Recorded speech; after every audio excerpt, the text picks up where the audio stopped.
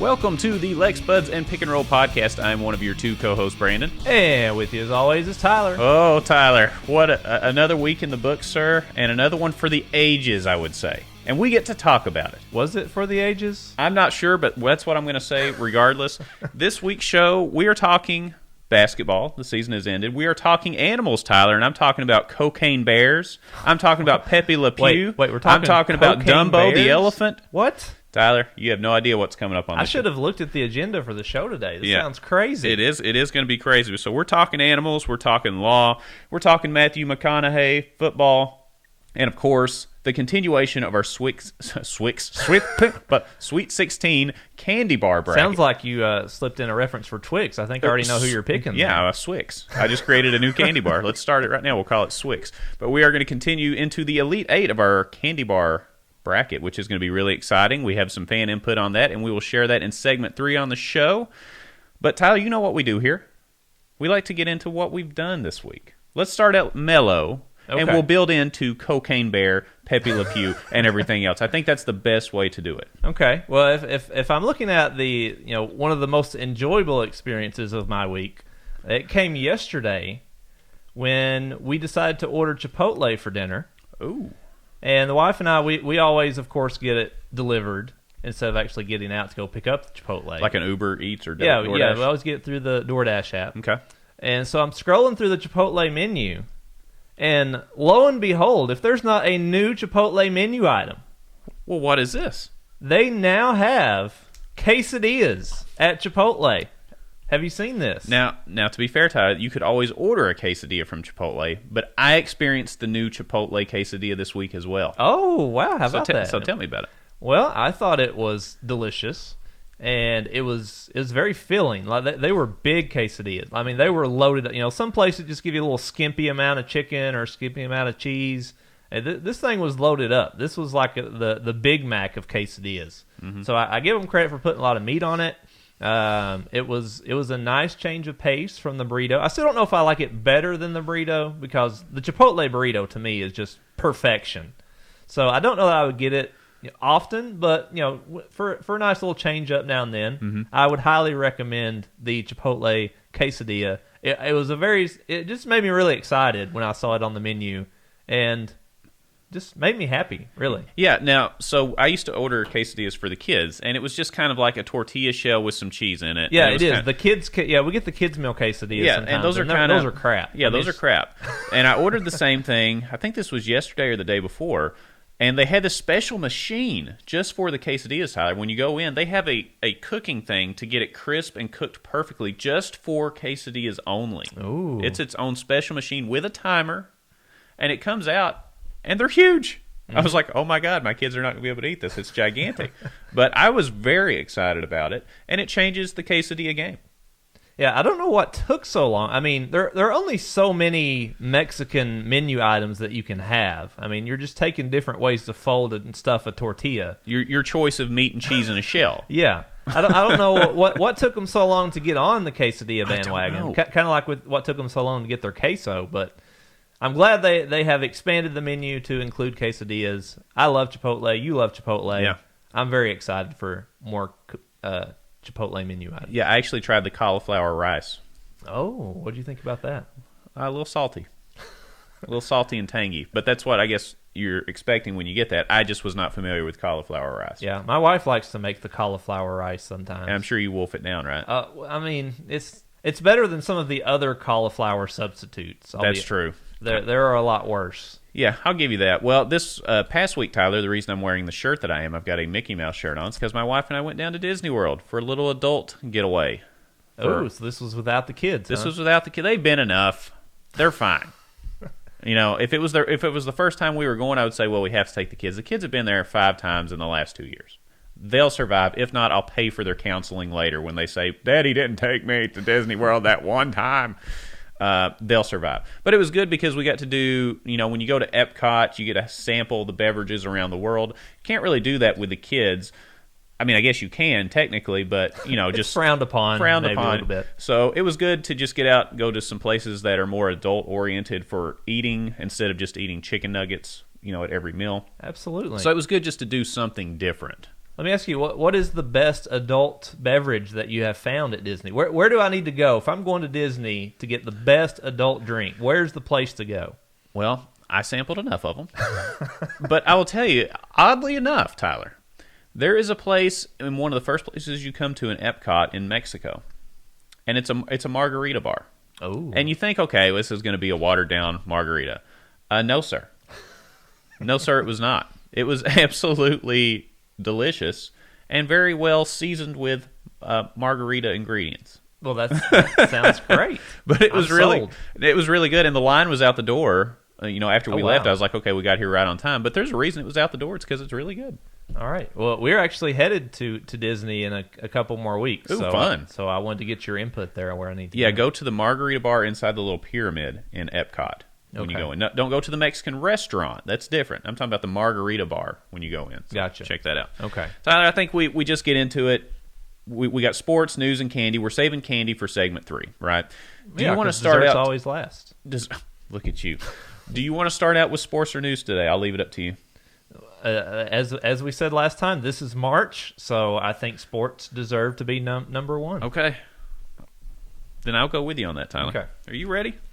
Let's do it. Well, first of all, Tyler, stop me if you've heard this one before. Kentucky plays a mediocre team, struggles to score. We get a lead and blow it in the last 4 minutes. You ever heard anything about that?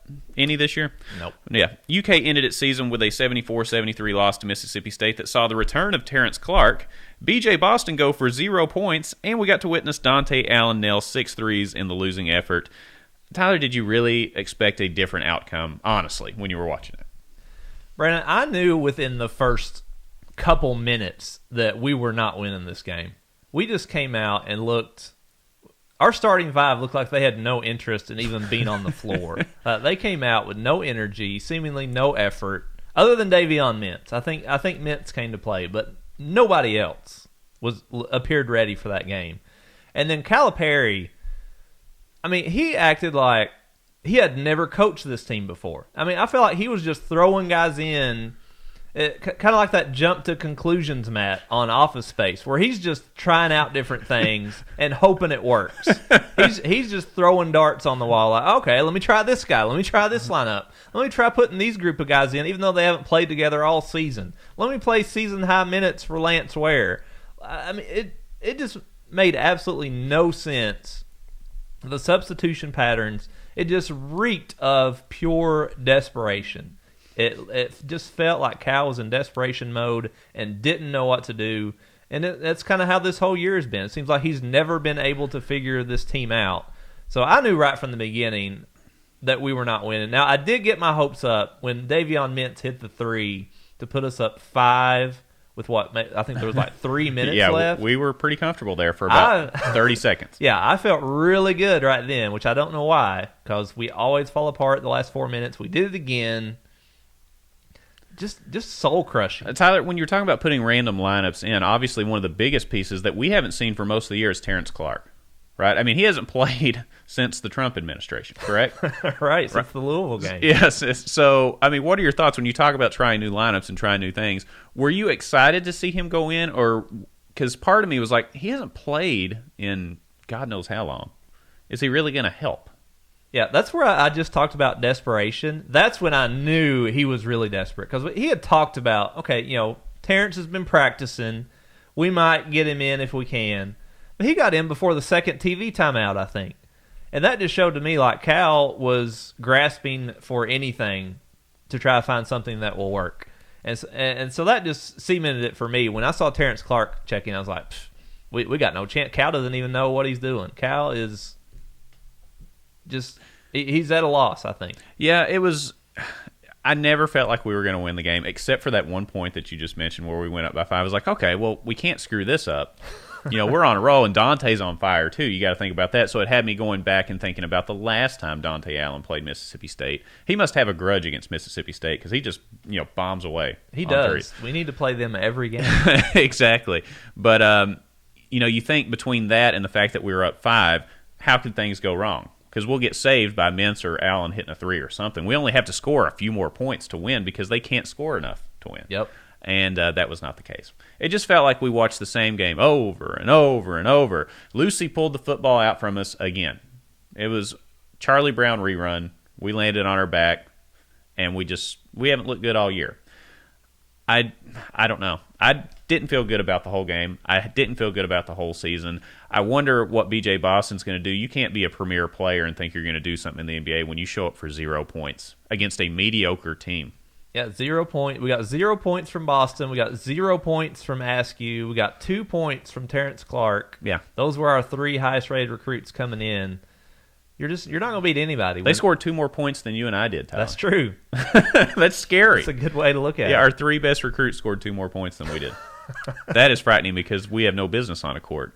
So it makes you wonder how we were even that close. That's true. And it's all because of Dante Allen coming in, saving the day. And let me tell you, Brandon, if there was any ability for me to have some kind of divine intervention, because when that last shot went up from Dante Allen, I was trying to will that ball to go in. Like, oh my God, I wanted that shot to go in so much. Not just for Kentucky to win, but for that kid with all the criticism he has received, with all the... You mean the criticism from Coach From Cal? his own coach. Oh, from his Yes. own coach, not the fans. Okay, yeah. Yeah, all the, he went from being a role player to not playing at all, to being a starter, to back to not playing again. Just, guy had been jerked around all season. And I just wanted that shot to go in so badly for him. And clearly, obviously, I'm not a god and cannot will the basketball to go in. So, unfortunately, it did not. Yeah, but you take that shot at the end, right? Oh. I mean, you're down by 1, so, in your head you're thinking, we'll go to the goal. Well, what are we really bad at? Going to the goal. So, probably not the best solution. Plus, you have somebody that is lighting it up from 3 all game. So, you take an open Dante Allen 3, I would take that over a Davion Mintz layup. Absolutely. Any day of the week. Anybody layup. An anybody layup or an anybody put back or anything. So I was perfectly fine with the shot. I just wonder what Allen's going to do after the season. I thought it was kind of weird Coach Cal went out of his way to say, well, he didn't say, well, Dante, blew up this game. He was awesome. He said, yeah, he missed a screen. What? How about if he doesn't hit 6 threes, you ain't even close. He kept us in the game. You're not even close. You're not even in the same ballpark. No, we get blown out without Dante Allen. So, again, I don't get Calipari's agenda with him. He made some comments after the game, Dante Allen did, that made it sound like he is going to come back. I hope that's the case. And we'll talk about that, too. We're going to talk about who we think is going to come back. And yes, we yikes.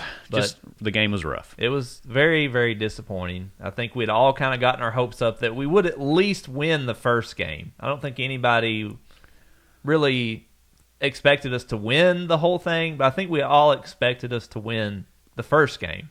And so then when that didn't happen, it was like you said, Lucy pulling the football away, everything just being ripped apart from us on a Thursday afternoon. Yeah, it's tricky. I would have liked one more shot against Alabama in the next game, but they were on fire, so I'm glad we didn't play them because that would have been a really bad way to go. They beat Mississippi State by about 50 the next day, so maybe it's for the best that we lost. Probably. Just end it now. All right, Brandon, now that the season is over, all we can do now is kind of reflect upon the season and look towards the future. So I want to do a little bit of reflecting first and just kind of think about what will be your lasting thoughts. What will you remember from the 2021 UK basketball season? I probably had more bourbon this season than any season I've ever watched. Speaking of which, if we're reflecting on it, I wish I had it in front of me right now. We're recording this on a Sunday morning, by the way. Because we're old men who get up early on Sunday. But, man, I wish I had some bourbon to go back and think about this because it's really depressing. At no point did we really hit a high point. We never hit a 4-game winning streak, Tyler. Has that ever happened? I can't imagine it has. There were no high points. There were no points to where I felt like we had really turned it around. We had one-off games, like 2 or 3 this year. I was like, okay, this is good. But it was never consistent enough to get my hopes up that we were going to win the next game. It was a complete cluster the whole time. We had a brand new team. And you know what? Probably going to happen again next year. We're going to have a lot of new guys in next year. People are going to leave. I just hope it's not one of those wash, rinse, and repeat things where we see the same results that we saw this year. I don't really want to reflect on it, Tyler. I'd be happy if we skipped this whole segment because this season sucked worse than any season I've ever seen. I long for the days of Billy. All right. Well, maybe Billy actually had a pretty good first year at Tarleton State. So yes, he did. He killed it. I mean, that's what I'm saying. And then you look at today. Rick Pitino's going back to the NCAA tournament.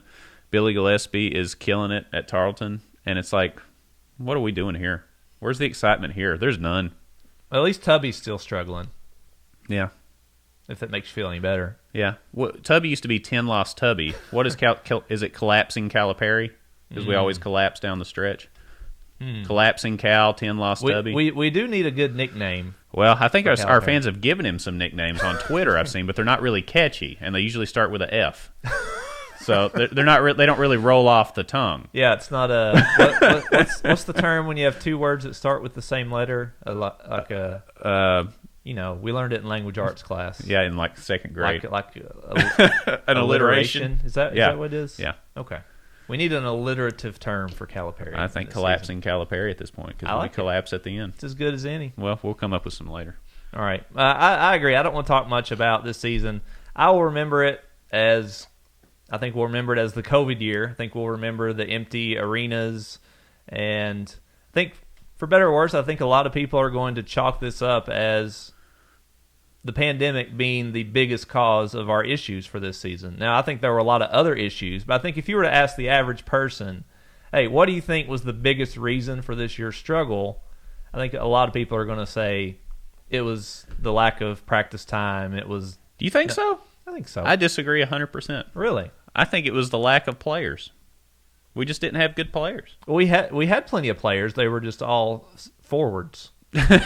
But dang, if they didn't have some great wingspan, Tyler. I think it has. I mean, every team in the country had to deal with this COVID stuff. Every team. The good teams, the bad teams, the historically great teams, the blue blood, everybody. But why do we not do well with it? Well, I actually agree with. I'm just saying the average person. That's true. The common person, I think, will chalk this up as this was just a one-off year because of the pandemic. I agree with you, actually, that there were a lot of issues, but I think most people will remember it for the pandemic. And you know what? Actually, the season I'm going to remember more for the pandemic is the year before when the tournament got canceled for the first time. That is my COVID year to me. When I think, because we actually had a chance to do something and it ripped it away from us. This year, we just didn't even come close to doing anything. It's hard to blame something when just the whole season was a mess. Yep. It's not like we missed a ton of games because of COVID. It's just it's a mess. Yeah. All right. Are we done with that? Let's not talk about that anymore. We will never speak upon this season ever again. We're done with 2021. Thank goodness. Tyler, let me ask you this. Who is coming back on the roster next year for Kentucky after a season which saw major roster turnover? Coach Cal has mentioned another big new group to add next year. Devin Askew. See what I did there? Let me ask you this. I see. Thank you. Devin Askew announced his return. Cam Fletcher has entered the transfer portal. Tyler, it's time to play the guessing game. Who's staying? Who's going? Well, I think it's safe to say neither you or I have any inside information. We are not UK insiders. We do not, talk to the players or really know anything other than just what we observe.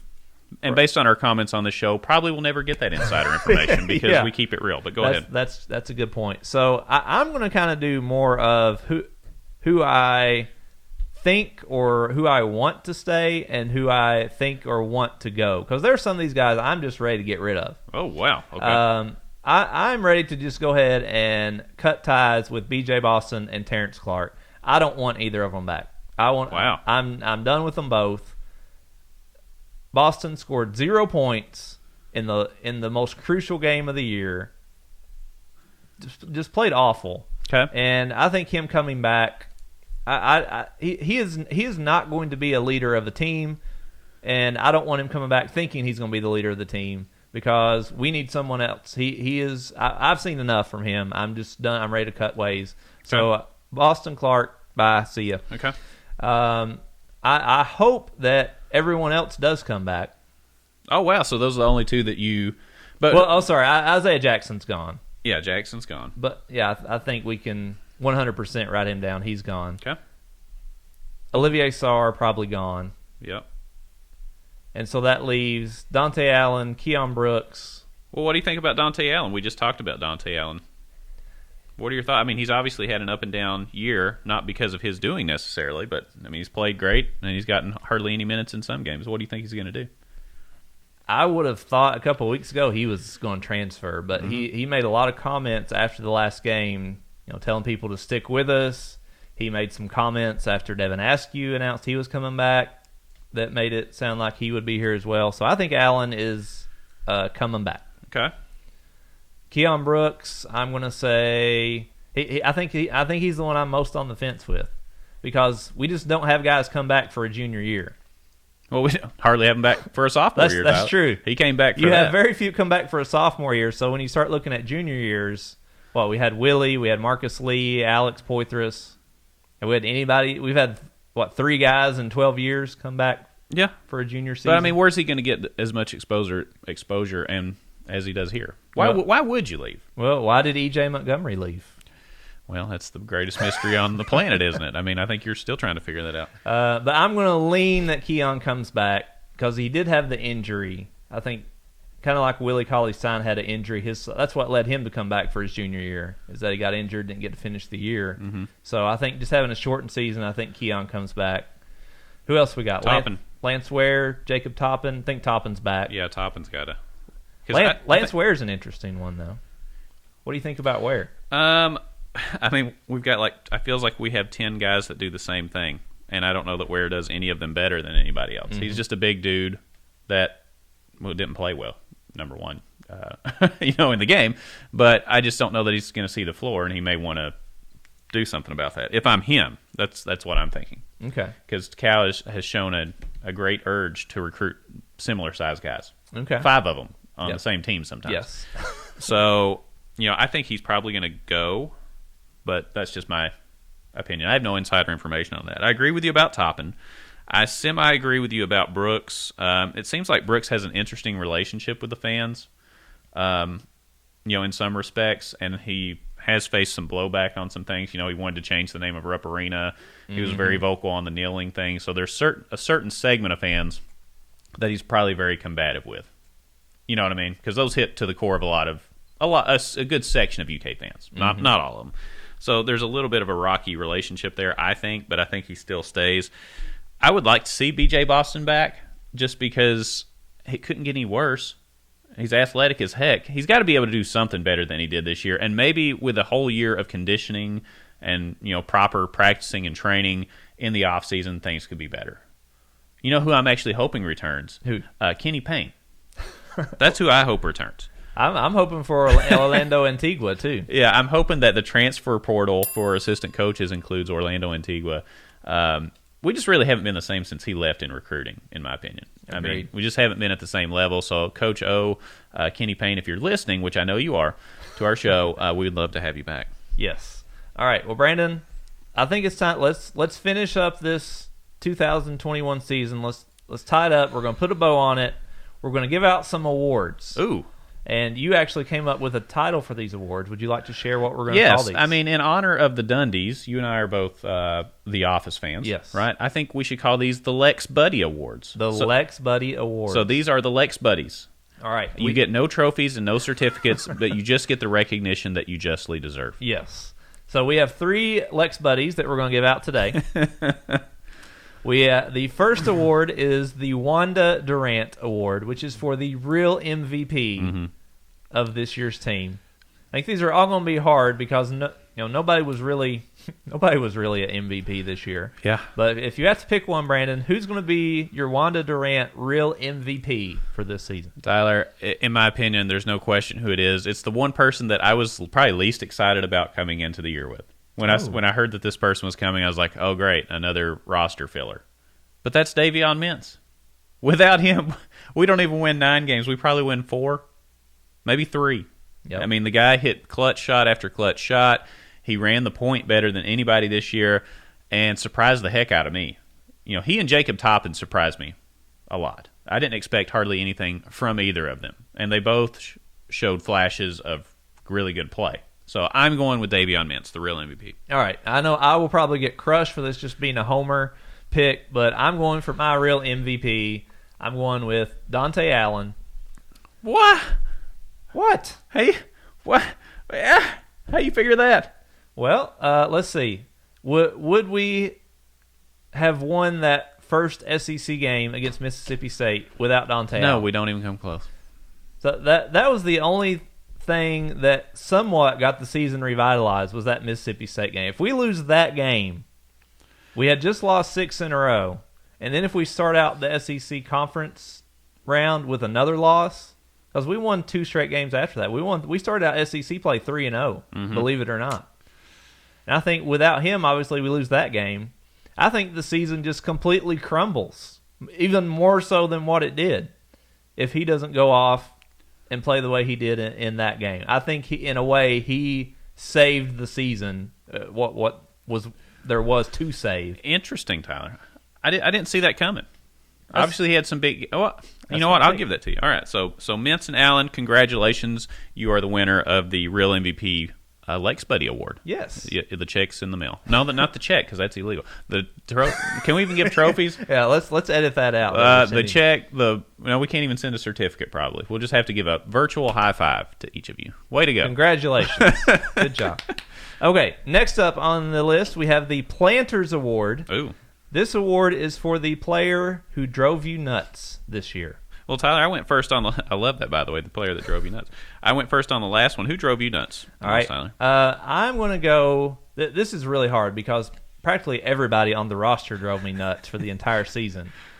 But I'm going to go with Isaiah Jackson because Isaiah Jackson is the best player we had on the roster and should have had a phenomenal year. But there was one thing every game that held him back, and that was that he could not help but foul every 2 minutes. He was in foul trouble every single game. And it drove me crazy because he always made the dumbest fouls. How many illegal screens did he get called for this year? Which is just a stupid foul. How many over the backs? How many just fouling somebody 80 feet from the basket? Had he been able to stay on the floor for the most of the games, this is a different team. If you look at the plus minuses, he had to have led the team in plus minus this year because when he was on the floor, we did pretty well. And then when he went out of the game, we did terrible. So the frustrating player for me is Isaiah Jackson because he could have been really, really good. Yeah, it's like the old Billy Ray Cyrus song, it could have been me.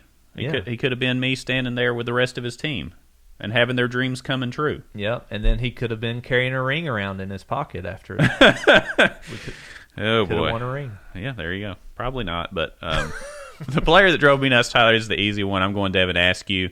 Not up to the level of UK point guards. I'm not going to go into it too much. I'm glad he's coming back for a second season. I saw some fans say, oh, geez Louise, why do we want people back? If you start saying that, people are never going to come back here. I'm willing to give people second chances. The guy reclassified. He should have been a high school senior anyway. Maybe with some proper training and stuff in the summer, things get better. So I'm going to be optimistic on Askew for the upcoming year, but he drove me nuts this year. Just silly turnovers, didn't really fit in on the court, and played like a high school senior instead of a college point guard. But I think he can get better.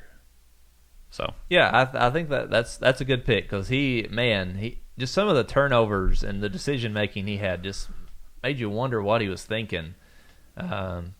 Very, very frustrating to watch, but I agree. I'm glad he's coming back.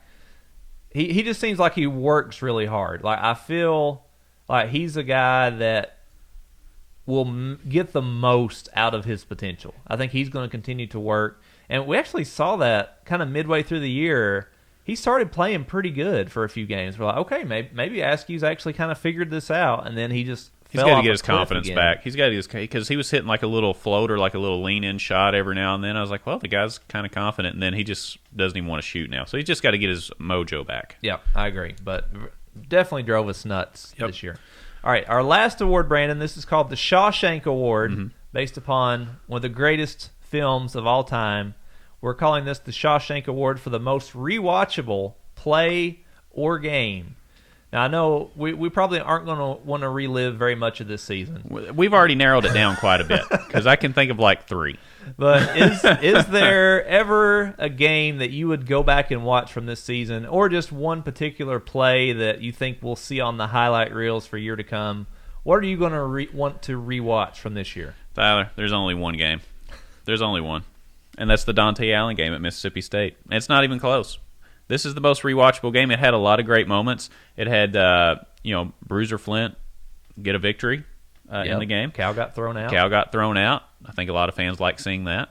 And then just seeing Dante Allen go from a guy that was in obscurity and that the fans were clamoring for playing time, just go in and single-handedly win the game. He won the entire game. And the guys on the bench were flipping out. I was flipping out at home. I was like, dude, this guy is awesome. How has he been sitting on the bench? It was just a great moment. Yeah, I racked my brain because I was like, I know Brandon's going to pick the Dante Allen game, so I got to come up with something different. Yeah. I can't think of anything. Like, I cannot think... I can't think of a single memorable play that I can be like, oh yeah, I remember that play. I mean, there's almost always like, somebody just hits a crazy three or somebody just dunks on top of somebody's head. I can't think of any memorable plays. No. So I think it has to be. As much as I don't want to pick the same thing as you, that game will always be remembered as the Dante Allen game. Yeah. That's what it was. I think there's no other choice. Yeah, there's no other choice. And just big congratulations to Mintz, Allen, Askew, and Jackson on your Lex Buddy victories. I mean, congratulations. This will be one of the greatest honors of your life, and we give you a virtual high five. Congratulations. Way to go, guys. The first Lex Buddy Awards. We're going to have to do this for other things like TV, movies, sport. We're going to have to do some more of these. I like it. I think it could be the premier awards program. Yeah, forget the Grammys, the Oscars. The Lex Buddies are here to stay. Absolutely. All right, Tyler. Spring is going to be in the air, but it won't be on the field, as UK announced that there will be no spring football game this year. If you'll recall, we made the announcement of the debut of our show during the time of the canceled spring game last year. How does this impact the team and fans during the offseason? Listen, I was so much looking forward to football, and now this just kind of, again... Can anything good ever happen to UK sports? And nothing good has happened in like 2 years. Why are we not having the spring game? This makes no sense. We just had an entire season of football games. Granted, they were at 20% capacity. Well, why can't we have a spring game with 20%? What is the difference? We're getting ready to have another upcoming season where presumably there will be fans in the stands. What is the difference between that and having people come in for the spring game? Give people some excitement. Give us something to look forward to. This makes no sense. And it also came the same week that President Capilouto announced that we're going to have in-person graduation ceremonies in May. So you're going to have thousands of people in an even smaller enclosed space for graduation, but we can't have people come to an outdoor football spring game. These decisions just make absolutely no sense, and it bums me out. Yeah, these arbitrary decisions on which things can happen and which ones can't make no sense. It reminds me of what happened during the COVID shutdowns, right? It's like this business can operate, but not that one right there. Like, but why? Either the thing is either we're safe or we're not. What's the difference between a graduation and a football game? And we just played a whole season. Yes, we played a whole. I tried to play devil's advocate here because I knew that you were going to say what in the world is going on, and I sat here and I tried to play devil's advocate in my head, but I can't even do it on this. This makes zero sense. Zero. It's outside, in the open air. You can have the same seating that you did for the regular football games. You don't have to change anything. Same capacity. The players are already used to playing. What's the problem? Yeah. The only thing I can think of is unless they have some kind of annexation of Puerto Rico play that they don't want other teams to see because they got this new offensive coordinator. They're like, hey, this guy, this former Rams assistant coach, Coach Cohen, he's got the annexation of Puerto Rico play from the Rams, and we can't let anybody see it, so we can't put it out there in the spring to give teams time to prepare for it. That's what I'm going to go with. Okay, and this is, of course, if you have never seen the movie Little Giants, that was what Brandon was referencing, the annexation of Puerto Rico, one of the classic films. Yeah, it's the super secret play, and maybe they're saving that. They don't want people to know what that is. Okay. Or they could just not run it during the spring game. I was going to say, maybe they could just run it at their regular I'm just trying to be practice. helpful here, Tyler. For the love of Pete, it makes no sense. Have the spring game. You still have time to change your mind because you could still sell tickets to it. It's not like getting 15% capacity should be hard. That's only a few thousand people. Yes. If you changed your mind tomorrow, you would fill up that 15% capacity. Yes. Change your mind. Have the freaking spring game. Yeah. Well, Tyler, after such a downer of a first segment, reliving the nightmare that was UK basketball this year, we're going to have some fun in the next segment. I can tell you that right now. We've got cartoon animals galore, Pepe Le Pew, Dumbo the elephant. We've got Cocaine Bear, for Pete's sake. Cocaine Bear. We have got a new law regarding police officers, the stimulus package, and just much more. This is going to be good. We're going to bring everyone up in this next segment, and then we're going to have a crescendo in segment 3 with the Elite 8 of the Candy Bar Bracket. God, it only gets better from here. Yeah, you're not going to want to miss it. Stay with us. We'll be back right after this short break.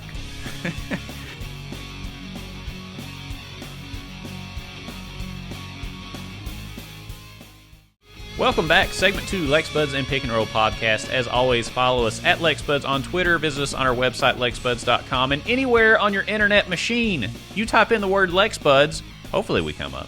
I'm pretty sure we will. Yeah. Twitter.com/LexBuds if you need the full address. Yes, absolutely. Or, again, just type the word Lex Buds. Yeah. Not a lot of Lex Buds things in the world. We're going to pop up.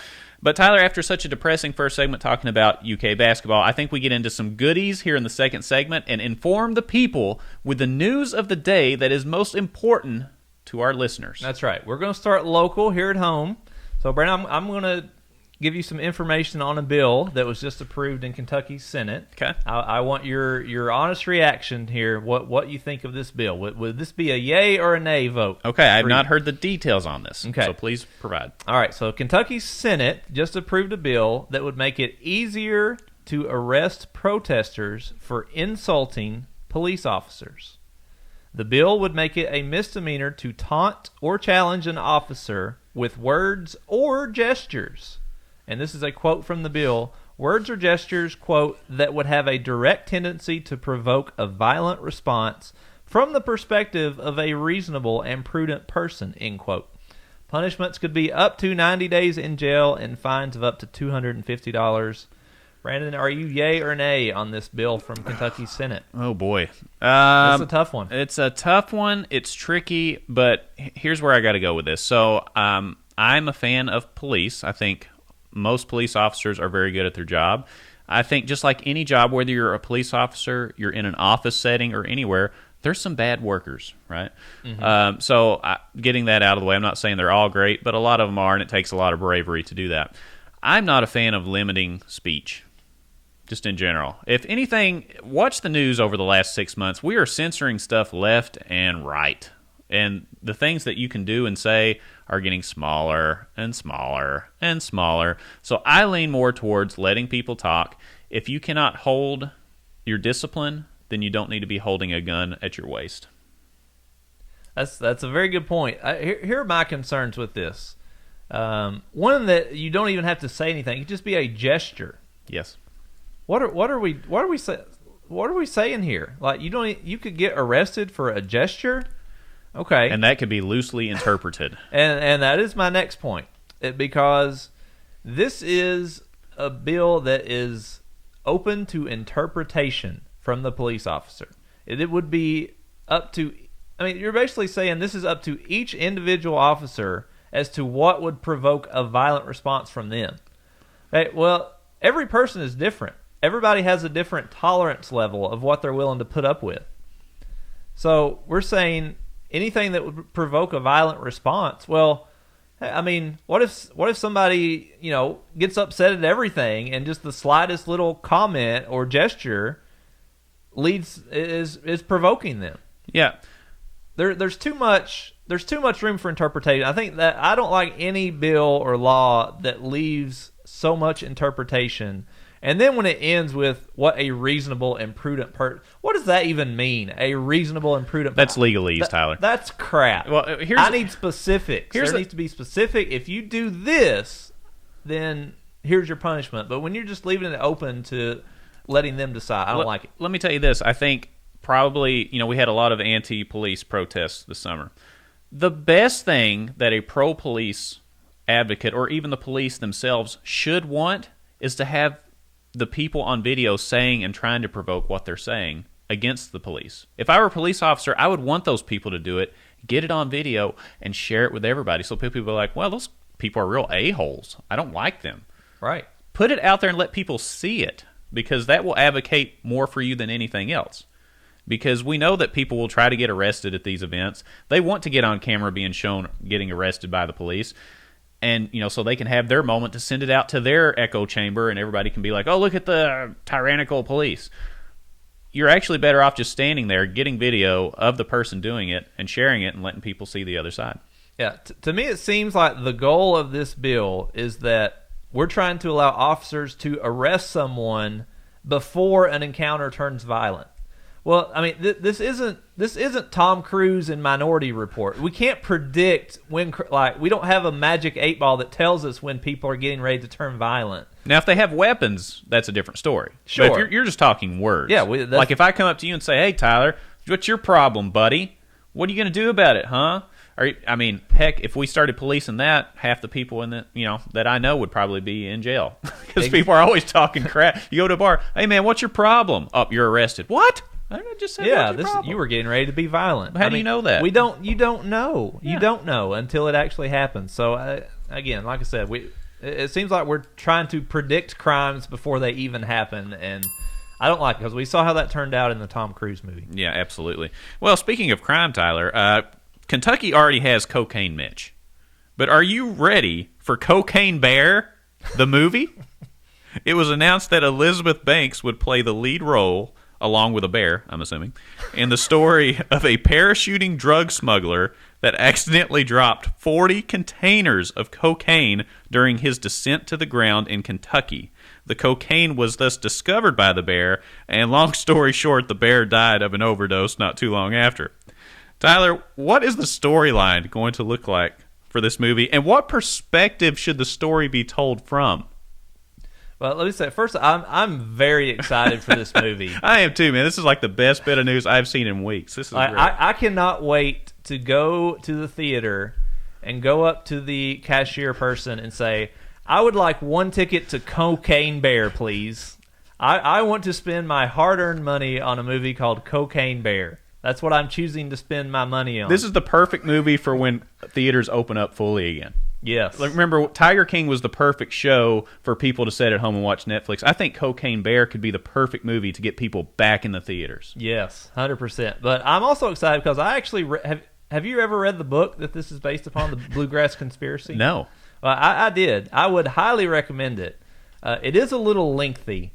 It took me about a year and a half, I think, to finish reading it because I read very slowly. Okay. But it is if you don't know the storyline behind this, it is wild. It is one of the craziest stories you will ever hear. So I hope the movie gets into all the details and isn't just about the bear, as cool a story as that is. But Tyler, do you tell the story from the perspective of the parachuter? Do you tell the story from the perspective of the bear? Do you turn this into like a Lifetime movie where the bear's like a normal bear, he's living a great life, getting salmon out of the rivers, and then all of a sudden he turns to drugs and goes through a hard time, and he just never turns it around and dies, and everybody feels sad? Or do you think it's from the perspective of someone else in the movie? There's a lot of ways to go with it. With Elizabeth Banks being the key role, I'm going to assume it's going to be from her perspective because she's going to be the big name in it. But her name's not in the title. You know who is? The bear. The Cocaine Bear. That's a good point. Jeez. I know it is. I know there's probably a lot of animal people who are upset about this, and I'm sure it was sad that a bear found 40 kilos of cocaine and basically destroyed its insides and died from over. That part is we joke about it. I'm sure it was a terrible going for the bear when that happened. Maybe. We don't know. Maybe he had the best 2 days of his life, or most productive. I don't know. But before that, I'm sure that would have been quite the scene. Before it got sick. Yeah, do you picture the bear like doing dance numbers in the thing, and all the other people that were afraid of the bear are like, what is wrong with Ricky over there? Ricky the bear. He's kind of just like dancing. He's swimming laps through the river. He's going crazy. Just the whole story blows me away. And how would you happen to come upon that? Like, is it the police that just come up upon this bear with cocaine all over its nose, or? Well, I think it was dead when they found it. I wonder what that looks like. Probably not. I would hope it was dead when they found it, because if you came face to face with a bear that just had 40 containers of cocaine, you better be packing an army with you, because that sucker is going to come at you with, I don't know. Yeah, that would be scary. That would be it'd be a great movie. It's what it would be. It is going to be a good movie. I can't wait. What we got next, Tyler? Okay, Brandon. President Biden, moving into some national news, signed into law Thursday the $1.9 trillion. That's a lot of zeros. I just wrote out trillion because I don't even know how many zeros it is. I think, is it 9? It's a lot. Nine zeros? Mm-hmm. We'll say 9. The COVID-19 economic relief package. Some of the key features of this bill, the main one that everybody is concerned with, of course, is the $1,400 per person stimulus payments that about 90% of Americans will get. But there's also going to be a $300 boost to weekly jobless benefits. There's going to be billions of dollars set aside for schools to help reopen, for small businesses to get back on their feet. Brandon, it is a lot of money, though, $1.9 trillion. But the question I also want to get your input on, other than just the bill, what do you think people should do with their $1,400? Well, first of all, you have no obligation to do anything with it. It's each individual's own $1,400 to do whatever they want with. They can save it. They can stimulate the economy, whatever they want to do. Personally, I'm not a huge fan of this bill. I don't know why everybody gets the money. I would focus more on people that have been out of work because of COVID. That would seem like the logical thing to me. Give it to people that actually need it. And then you wouldn't have so many zeros on the end. And that should be pretty easy to find. You should have that database available, or at least I hope the government would. So I'm not a fan of just paying everybody. I don't really get it or why everybody needs it. I'm a fan of helping small business, and I think the thing that would help small business more than anything is just for the government to get out of the way and let them open up again. That would be a monthly stimulus that they would get all the time. We've had 3 rounds of stimulus checks over the course of 1 year. That's a check every 4 months. Mm-hmm. I would rather have a check every 2 weeks. I mean, isn't that better? It reminds me of the Michael Scott negotiation when when they offer him $60,000 to buy out his company. He's like, "We're so rich," but then Pam's like, "Well, we need jobs. We need money coming in." That would be infinitely better than these one-time payments. So, if you want stimulus, I don't think the government is playing savior in this case. I think, if anything, 3 stimulus checks in 12 months should tell you a lot that you should not wait around for them to help you. You need monthly income, and they just need to get out of the way. That's my stimulus plan, and help the people that are unemployed. All right. Well, I've basically been sitting in front of my computer, just hitting refresh on my bank account the last 2 days, just waiting for that stimmy to come in. Stimmy. I cannot wait. I'm very excited for my stimmy. What are you going to do with it? Or you don't have to tell us. I think I made just about $1,400 worth of Chipotle quesadillas. God, man, what a great investment. You already go in there and say, "Look, I'll spend $1,400 worth of food in here if you just give me a gift card for see if you get a discount." Basically, say, "I'll spend $1,400 in here if you give me a big discount." Yes. That sounds like a great plan. I can't think of anything better to spend the $1,400 on than Chipotle. Yeah, but I mean, everybody's situation is going to be different. Some people are going to be afraid that something else is going to come up again, so they'll save it. But some people may want to just blow it, and there's nothing wrong with either one. They're giving you the money; use it how you will. That is true. Yep. All right. What we got next, sir? Oh, Tyler, just like clockwork, we have another cancellation in the air. Great. And this one really stinks. Nice. Thank you. It was announced that Pepe Le Pew has been removed from the upcoming Space Jam movie, and his likeness will not appear in future Looney Tunes projects because he is deemed as adding to, quote, rape culture in America. Tyler, does this smell right to you? I threw in another smell reference. Oh, I could go all day. I like it. Okay. Here's what I think should have been done. It's like with everything else. Once we see something bad in something or someone, we think they immediately have to be canceled or be fired and thrown away forever. I understand. I get the concern with Pepe Le Pew, and I mean, if you go back and watch some of the cartoons and you see, okay, he's insistently kissing the female skunks even after they're saying no. Okay, I get it. Okay, how about we just change the character so that he's not doing that anymore? How about we keep him in the movie, and maybe he just Maybe he settles down and marries a female skunk and is a loyal husband and companion. Maybe he changes and becomes a better person and no longer does that. Why do we have to just cancel it? Why do we have to always just say, all right, well, this person did one bad thing, so they never get another second chance at anything? Pepe Le Pew deserves a chance to be better. So you are for rehabbed Pepe Le Pew? Yes. Oh, my God. Tyler, the name of the show is Looney Tunes. It's not Settled Down Tunes. They're Looney Tunes. They do stupid. Part of the joke is that he's so stupid. That's the joke. Remember when people used to be able to take jokes? Do you remember that? Yeah. I remember that. It was like, I don't know. It was a long time ago. It's been about 20 years ago. The joke was that the guy is such a creep that it's like, God, this guy's ridiculous. I better never do that because it's stupid. Look how dumb he looks.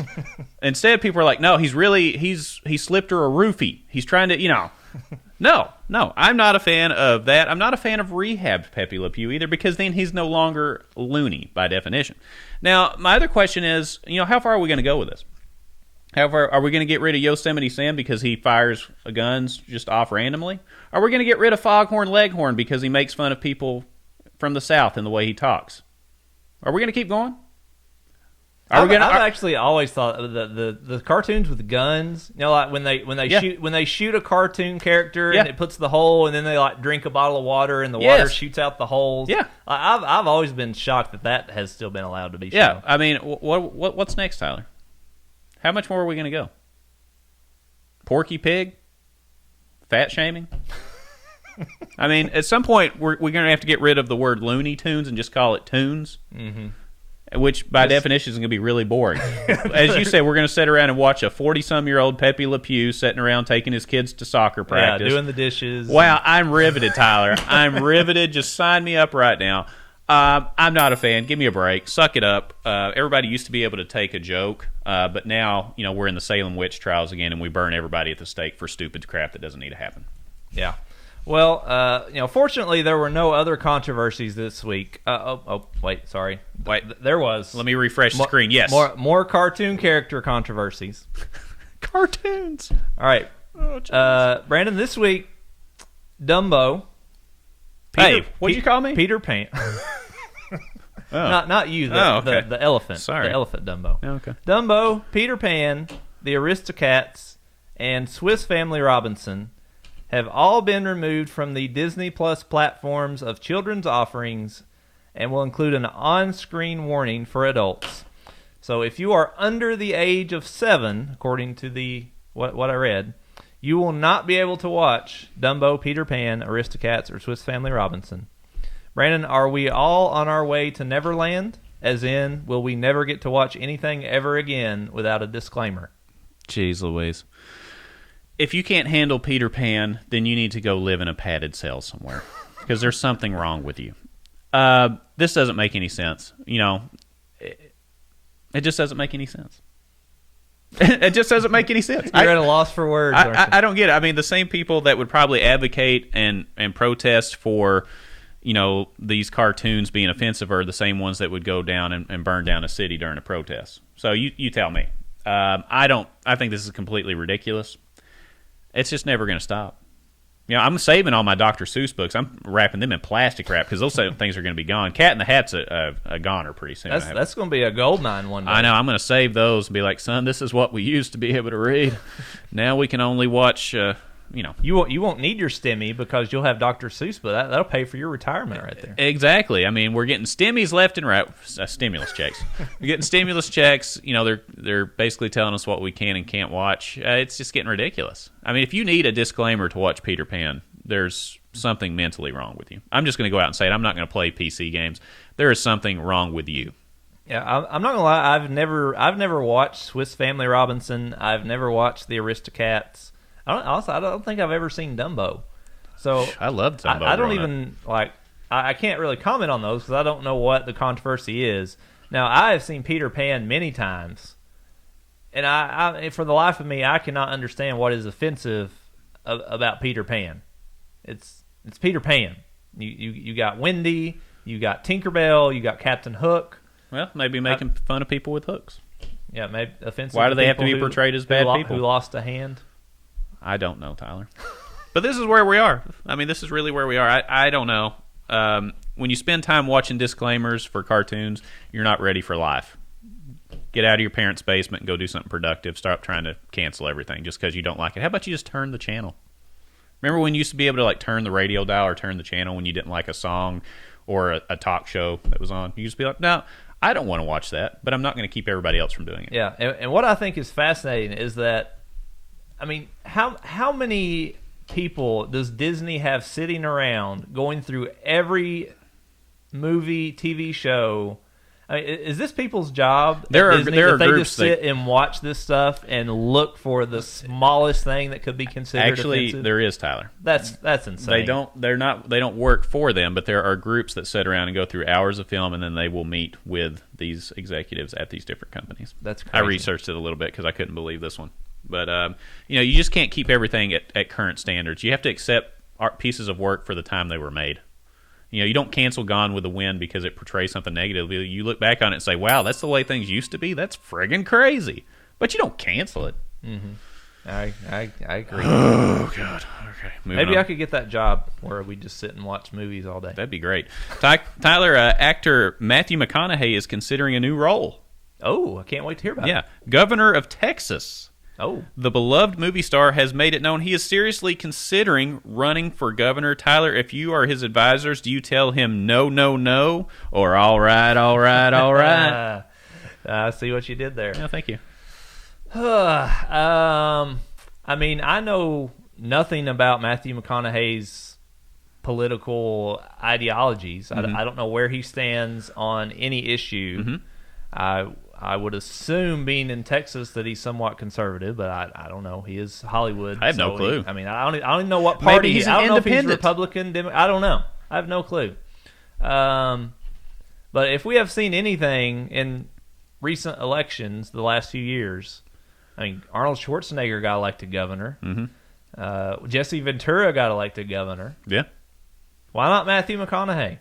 Do you like Matthew McConaughey? Do you think he would do good? I love Matthew McConaughey. I do too. I mean, I feel like who doesn't like Matthew McConaughey? Well, he could be a uniter. Let me tell you bring this: people in across both aisles. As soon as you get into politics, they'll turn him into the worst person on the planet within 2 weeks. True. Whether he did something or not, they'll make it up, and they'll, by the time he refutes it, be like, "Oh, well, maybe he did." I don't know. I like it. He is somebody that I think goes across all lines, so he could almost run as an independent for governor if he wanted to. I have no clue what his politics are. Don't really care. But I know that he seems to get along with a lot of people across different factions in Hollywood. I know he did some work here in Kentucky where he handed out turkeys for wild turkey. Oh, yeah. I remember so he that. came and did that too. So he's got a little soft spot there. He just seems like a cool dude. And politics is full of really stuffy dudes in suits that get nothing done. I think it'd be cool as hell to have him in there. What's the worst that could happen?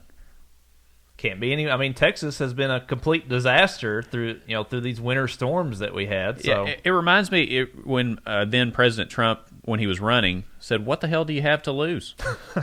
It's kind of one of those with Matthew McConaughey. It's like, okay, are you going to do any worse? You tell me. I don't think so, so why not give me a shot? And he's got the perfect campaign slogan built in. We all know what it is. What is it? All right, all right, all right. And if he doesn't know the answer in a debate, he can buy himself a few seconds every time when they say, Mr. McConaughey, what would you do about the immigration crisis and the caravans that are coming across from, well, all right, all right. Let me think about that.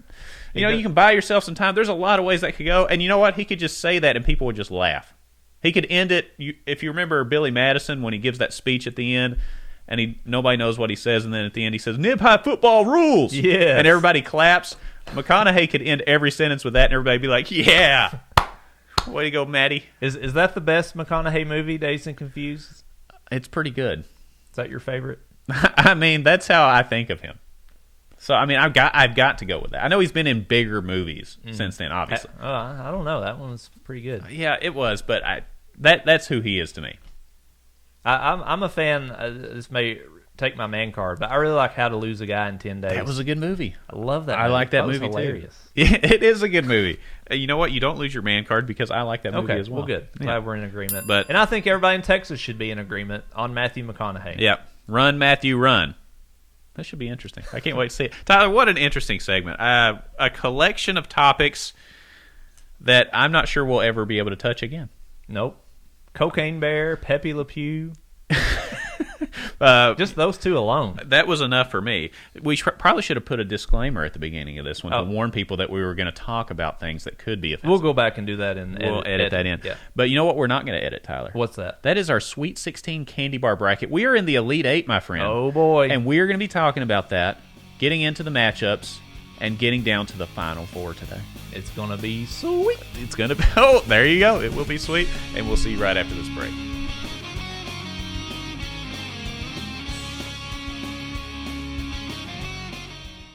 All right. Welcome back.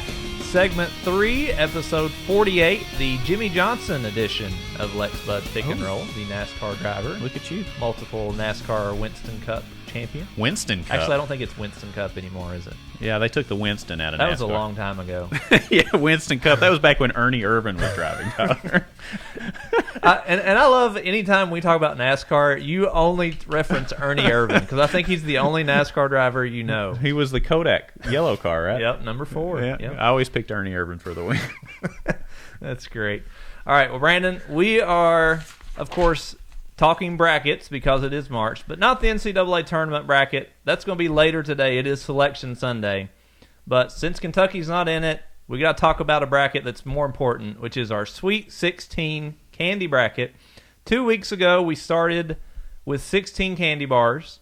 We got it down to 6, and then we left 2 votes up for our Lex Bud followers on social media. And boy, were they adamant. Yes. So we had ties between Baby Ruth and Almond Joy and Take 5 versus Twix.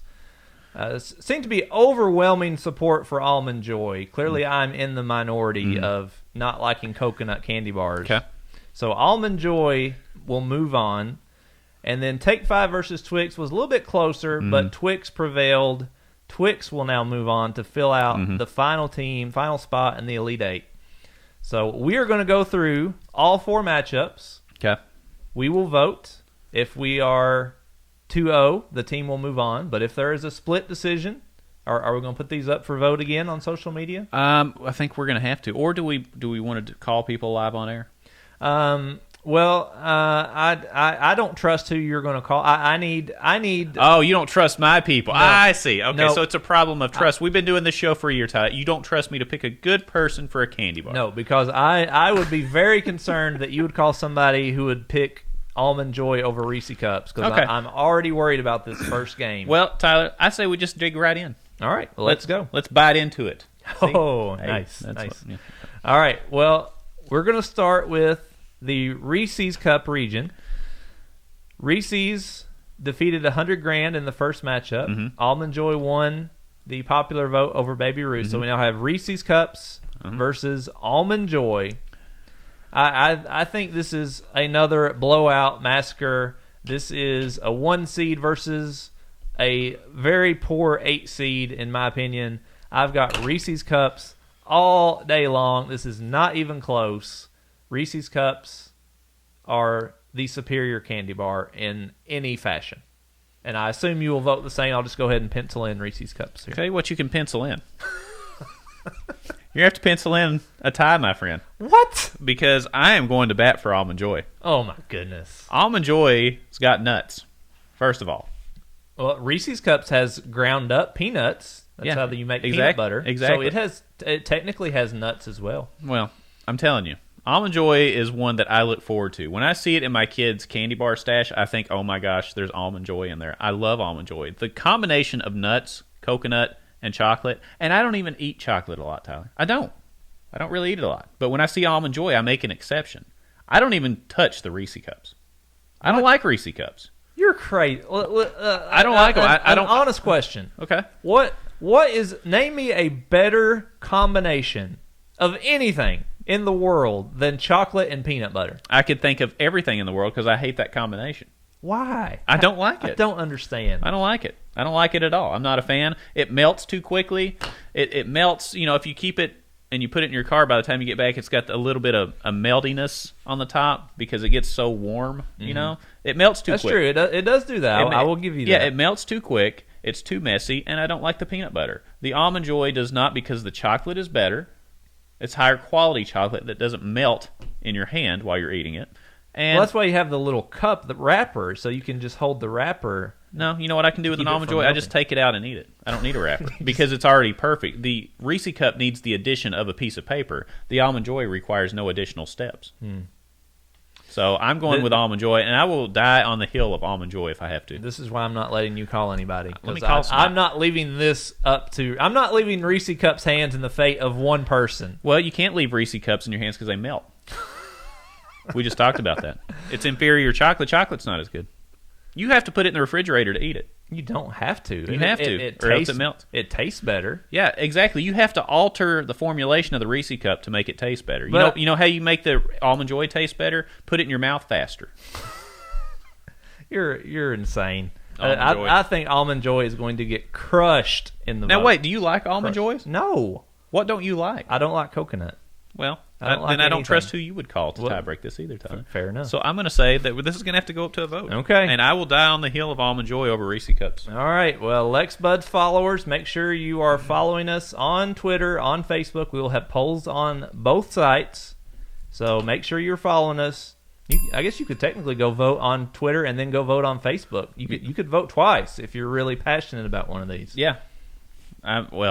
I'm just telling you what I'll be voting. All right. Okay. All right. Interesting. Okay. So first one's a tie. We move down to the Kit Kat versus Twix matchup. Kit Kat defeated the up-and-comer Oreo chocolate bar in the first round. Twix defeated Take 5 in the tiebreaker. Brandon, I'll let you go first on this one. Well, on this one, to me, this one's a little bit easier. I think Twix was hanging on by a thread. It barely eked out Take 5. So it's limping in. It had an overtime thriller game against Take 5. It's really tired and winded, while the Kit Kat bar enjoyed an easy victory over the up-and-coming Oreo chocolate. So I think the Kit Kat has more energy going into this game. It's an infinitely better product. You can turn it into multiple pieces of candy just by the little snap of the chocolate, which is genius. Yes. And the combination of crunch and chocolate is good, although I wish it didn't melt as fast either. So that's just me. I'm going with Kit Kat in this one. Yeah, I mean, you get 2 pieces of Twix, but you get 4 pieces of Kit Kat. But I'm not a math major, but I think 4 is bigger than 2. Good call. So 4 is better than 2. I got Kit Kat moving on to the final 4. Okay. See, we're in agreement, Tyler. We can come together here. We can. So in the final 4, Kit Kat is going to go up against the tiebreaker winner of Almond Joy and Reese Cups.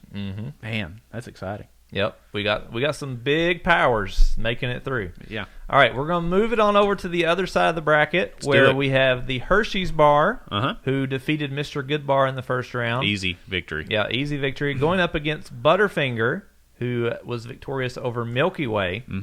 Brandon, this is another pretty easy one for me. Hershey's is an all-time classic. Butterfinger, I'm not a big fan of, even though I just mentioned the chocolate peanut butter that I like. But Butterfinger to me, I think it's too crunchy. I think it's too crunchy for my preference. Hershey's is just this smooth, sweet chocolate, and a lot of people put down Hershey's and say, "Oh, it's just plain chocolate." But then when you actually sit down and eat a Hershey bar, you're like, "Oh man, this is pretty good." It's one of those that you don't really think about until you're actually eating it. You're like, oh yeah, this is pretty good. I remember why I like these now. So I got Hershey bars over Butterfinger. Okay. In this case, I'm going to agree with you because for the same reason. If they sell a lot of really expensive chocolates, Tyler. I don't know if you ever see these pop-up stores in the mall and these other places. They try to sell you chocolates that are just outrageous. But you know what? If you just did a blind taste test and gave me a Hershey bar, I would think that is classic chocolate. This is like what I think of when I think of chocolate is the Hershey bar taste. It never gets old. It's like a good neutralizer. If you're not sure if you'll like something, put a Hershey bar with it. It'll probably be good. Right. And the Butterfinger is a little bit too hard to eat. I mean, it's not like rocket science. These are first world problems. Oh, my Butterfinger's too hard to eat. There's people in third world countries that would say, shut the hell up, and I would eat anything. But if we're just comparing the two, I got to go Hershey bar too. Okay. It's a no-brainer. It's a blowout, actually. It's a blowout. Wow. Blowout. Okay. So we now have Hershey's and the Kit Kat in the Final Four. Okay. All right, that leaves one spot left open. Okay. And in the final matchup, we have the Nestle Crunch, who pulled off the biggest upset of the first round, defeating the Snickers bar. Big upset. And then they will be going up against Payday, who defeated Three Musketeers. So we got Nestle Crunch versus Payday. Brandon, I'll let you go first on this one. This is a tough call because Nestle Crunch reminds me of my childhood. I mean, that was my go-to candy bar. When I saw that blue wrapper with that red writing on it, I thought, oh, this is going to be a good day. It's patriotic, really, is what it is. It is, and then they have the little Nestle Crunch minis that you get during Halloween, and it's just the perfect pop of crunch and chocolate.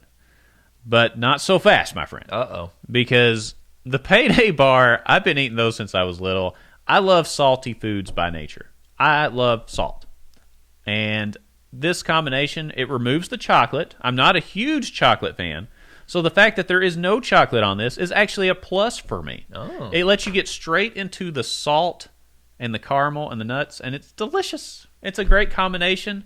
It's got a crunch to it when you eat it. It's not as difficult as the Butterfinger to eat, right? The Butterfinger is kind of like crunchy and it's kind of weird. But this one's crunchy in a good way. So I'm going to go with Payday. Okay. I think we mentioned this last time. A Payday is essentially just a Baby Ruth without the chocolate, right? I mean, same ingredients, same combinations. I think that the size of the peanuts that are on the Payday are a little bit bigger. Okay. But, yeah, for all intents and purposes, yes. Yeah. And I mentioned last time, I am a chocoholic. Like, to me, if a dessert does not have chocolate on it, I really don't have a whole lot of interest in it. Like, to me, I'm not going to waste the calories if I'm not getting that sweet cocoa bean of melted chocolate in my mouth. So, to me, I'm not a big fan of Payday's. Crunch, as we said, was a staple of my childhood. I'm going Nestle Crunch. So, we will have to put this one up for a vote, too, sir. Tyler, Crunch versus Payday. My two favorite bars are going up to the tie. You're really... I mean, what's up with this, man? What is going on? Hey, I voted for Payday last week. Yeah, but it's because they went up against Three Musketeers. Yeah.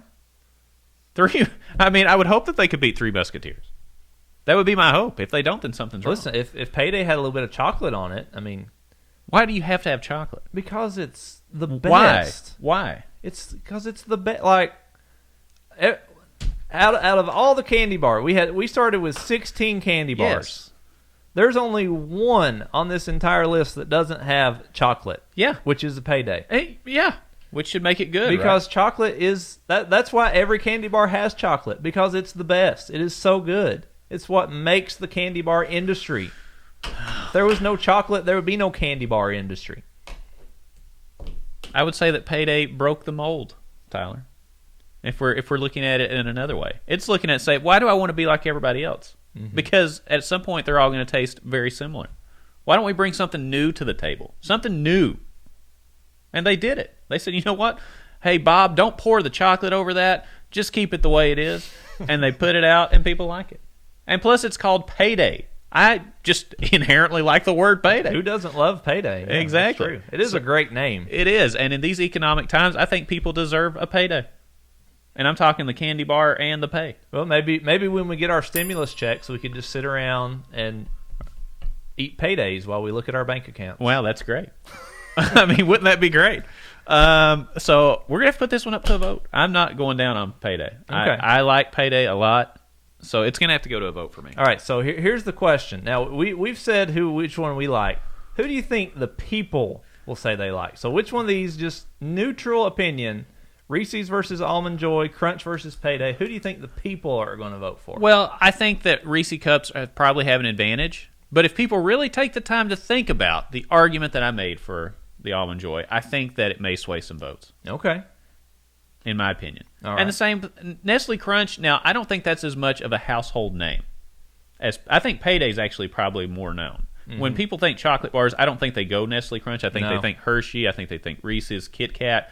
So, to me, for name recognition purposes, I think the Payday has a better shot. It just all depends on if people want to take a chance and go for something different. Yeah, I agree. I'm going to make my prediction. I think the people will vote for Reese's and Payday. Yeah, but it's going to be the two. I think it's going to be close. But I'm just going to say people that are in the closet on Almond Joy and Payday. Don't be afraid. Post on our Facebook page. Let us know. Or on Twitter at LexBuds. Let us know. Don't be afraid. I'm here with you. I'm your advocate. I will go with you and die on the hill of Almond Joy and Payday. I think you are going to be dying on the hill. I think I will do it. I will take the last of my troops on the Almond Joy and Payday train, and we will fight to the bitter end. All right. Well, good luck with that. I don't like the way you said that, Tyler. Just saying. There's a reason. That's the reason why there's 27 different kind of Reese cups at the checkout stand. Yeah, it's because they can't find one that tastes good. Oh, jeez. Give me a break. They're like, let's try formula number 28, guys. These first 27 aren't any good. Or maybe it's because people keep buying the first 26 and they keep making more and people still keep buying that. You know how many formulations they needed of Almond Joy to get it right? 1. I'm not saying they didn't get it right. That's right. Thank you. Argument closed. I win. So can we go ahead and move it on? No. Anyway, this is what we do on this show. These are the important discussions that we need to have in this country. You know, the stuff's getting canceled left and right. You know, there's protests every day. But when it all comes down to it, we're here to discuss the things that are important to everyone. And I think candy bars cut across all political spectrums, all ways of life. Everybody appreciates a candy bar. So yes. I think we've done a great service with this Sweet 16 And everybody has an bracket. Opinion on candy bars, which is why we like to talk about it. Enough divisiveness in this country. Let's bring everybody together except for the Almond Joy and Reese Cup battle, where Almond Joy is going to win. All right. Well, I think you were crazy. Also, I just noticed I spelled bracket with 2 A's. Yeah, I saw that. I saw that. I wasn't going to say anything on air, but yeah, it's pretty funny. Yeah, it's the bracket. It's like a sheep. Yeah. Brack. Oh, well. Like remember Goat Boy from Saturday Night Live? Yes, yeah. Sweet 16. Bracket. That's what you did there. It's great reference there. Thank you. What was that guy's name who played that? Oh, no. What was his Jim Brewer. Yes. Goat Boy. That was it. What a dumb That was the only good role he had on the whole show. Yeah. God, what a weird show that was. Yet so funny. What an interesting show. I really like our candy bar discussion, to say the least. We got some stuff that we're going to need our audience to help us out with on the voting. But between the basketball season, the politics, the cocaine bears, the cancellations, and Matthew McConaughey running the country soon, I think it's been a successful show. I think we've done a lot of good here today. It is. We hope everyone has a great rest of your week. Enjoy Selection Sunday. Hope everyone has a good time filling out their brackets, even though Kentucky's not in it. This is one of my favorite days of the year. I get to print out my fresh bracket and start penciling in who I think is going to win. It's one of my favorite days of the year. Yeah, it's going to be a winner, Tyler. As always, follow us at LexBuds on Twitter. Go to YouTube, LexBuds and Pick and Roll, Facebook, LexBuds and Pick and Roll, and anywhere on your internet machine where you can type the word LexBuds, and we will show up. And Tyler, let's do it again next week. All right, we'll see you same time, same place. Absolutely. Stay classy, Kentucky.